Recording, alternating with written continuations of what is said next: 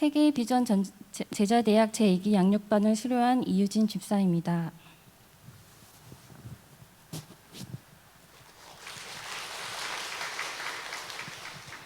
같은 시간 같은 자리 매번 쉽고 편한 대로 예배드린 사람이 여기 있습니다.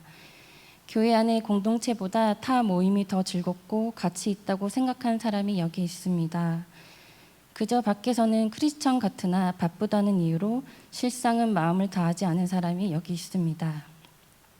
양육을 권유받고 환경이 밀어붙이는 것 같은 상황에 큰 부담감을 가지고 얼떨결에 양육을 시작하게 되었습니다. 개인적으로 말씀이 없는 상태에서의 양육은 말씀을 적용하고 이해하는 데도 시간이 필요했고 저의 신앙 미천이 다 드러나는 것 같아 그동안에 나태했던 생활에 대한 부끄럼도 느껴졌습니다. 그러던 중 양육은 성경 공부가 아니다라는 목사님의 말씀이 저에게 하신 말씀 같았고 그래 나의 영적 성장만을 생각하자 하고 양육에 임했습니다. 하지만 저의 마음은 교회 공동체를 의심하는 방해 요소가 있었고 한 주 동안 준비한 예습과는 달리 양육 시간에는 솔직하지 못한 부분도 있었습니다. 저의 어릴 때를 생각해 보면 매일 교회에서 놀았던 기억이 납니다. 어릴 적 제 기억의 교회는 친구들과 고무줄하고 숨바꼭질하며 함께 놀고 먹고 예배드리고 모이기를 힘쓴 곳입니다. 초등학교 시절을 생각하면 교회가 전부였던 것 같습니다. 엄마도 항상 교회에 계셨습니다. 이면에는 엄마는 항상 집에 없었습니다. 엄마를 찾는 방법은 교회를 가보거나 여전히 그 교회 전화번호 2613-0261에 전화하는 것. 저와 언니는 어린 우리를 놔두고 교회 활동에 바빴던 엄마를 기억합니다.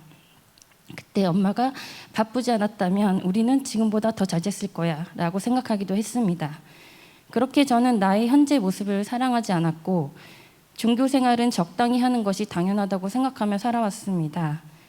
때때로 하나님을 찾긴 하지만 뭐든지 적당히 하는 것이 제 기준에는 당연하게 판단되었습니다. 양육은 저의 일상을 불편하게 만들었습니다. 해야 할 일도 많고 즐겨야 할 것도 많은데 밥을 먹다가도 TV를 보다가도 머릿속에는 성경도 읽어야 하고 큐티도 해야 하고 기도도 해야 하고 그렇게 해야 할 숙제들 생각들로 매일매일 머리가 복잡했습니다. 뭐 이리 피곤하게 살아야 하나 생각도 했습니다. 그러나 서서히 제 몸이 수레바퀴의 삶을 따르고 있었고 처음에 들었던 불편한 생각들도 정돈되기 시작했습니다.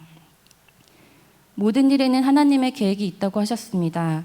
저는 양육 중에 전도의 기쁨을 얻었습니다. 아이의 놀이 중에 불안한 모습이 느껴지는 한 가정이 있었습니다. 짧은 대화가 이어졌고 말하지 않아도 어떤 고민과 필요가 있는지 알 것 같았습니다.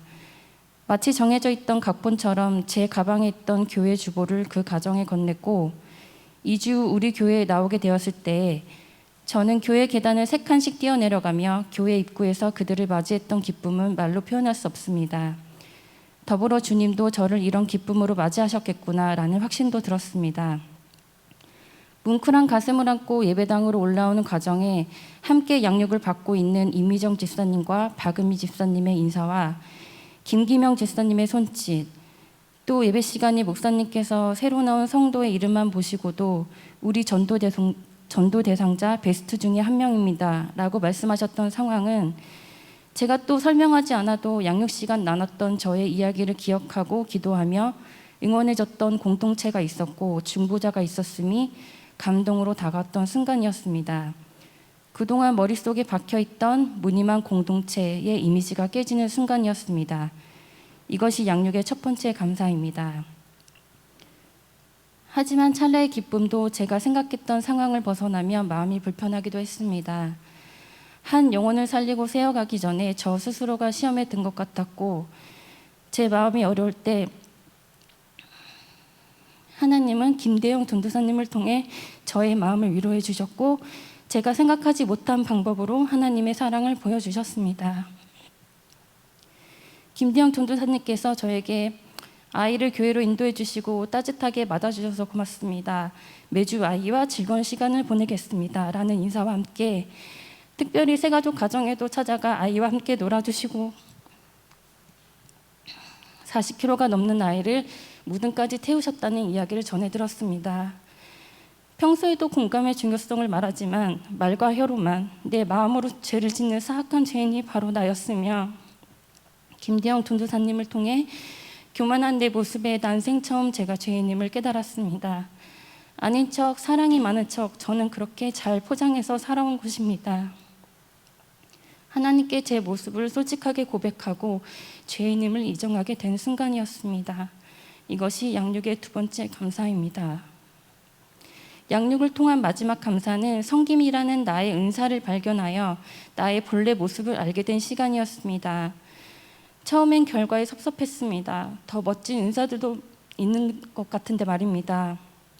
섬김의 은사를 가진 사람은 다른 사람들의 필요를 채워주는 것을 통해 기쁨을 누리는 사람입니다. 그럼 나는 뒤에서 밀어주는 역할만 하는 건가? 2인자인 건가? 이런 불편한 마음이 들었습니다. 저는 회사에서 S등급 성과를 놓쳐본 적이 없습니다. 할 일이 있으면 주 3일은 새벽에 퇴근할 정도로 일에 대한 책임과 인정받고 싶은 마음이 만들어낸 결과입니다. 그런데 하나님 나라에서는 섬김의 은사를 가진 너는 앞으로 나오지 말고 뒤에 있어 라는 것으로 해석됐습니다. 은사 결과에 대한 섭섭함을 저희 언니에게 이야기하자 저희 언니는 공동체 안에 꼭 필요한 사람이 섬김이야. 섬기는 자는 위를 보면 안 돼. 그래서 평생 섬기는 것을 어려운 사람들이 많아. 우리는 뒤에서 나중에 기억되는 사람으로 남는 거야 라는 권면을 해주었습니다. 하나님은 저에게 최고 높은 지위의 사람들과도 일하게 하셨고 가장 낮은 곳의 삶도 가까이서 보게 해주셨습니다. 하나님은 저를 이곳저곳 해보시고 다 경험하게 하셔서 원초적인 나의 모습을 다 알고 계셨습니다. 잘나지도 못나지도 않은 나를 나 자신을 사랑하지 않았던 불완전한 도구이지만 저를 잘 다듬어서 가장 낮은 자리에서 다른 사람들을 섬기는 하나님 나라의 큰 사람으로 키워주시겠다는 믿음이 생겼습니다. 이것이 양육의 세 번째 감사입니다. 저는 양육을 통해 그리스도의 사랑을 볼 수 있었습니다. 저는 양육을 통해 제 자신을 바로 보게 되었습니다. 성령님께서는 제 안에 이전 것들을 하나하나 회복시키고 계십니다. 다 나열할 순 없지만 지금까지 모든 삶이 다 주님의 작품이다 라고 하는 감사한 마음이 생겼습니다. 이제는 하나님 말씀에 순종하며 하나님 나라를 확장해가는 일에 두 손을 모으고 싶습니다. 비록 속도가 느릴지라도 끝까지 따라가려고 합니다.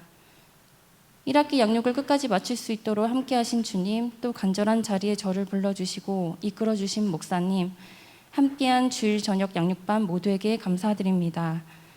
한 학기 양육 동안 우리의 스승이 되어주신 성령님께 감사드리며 모든 영광을 하나님께 올려드립니다.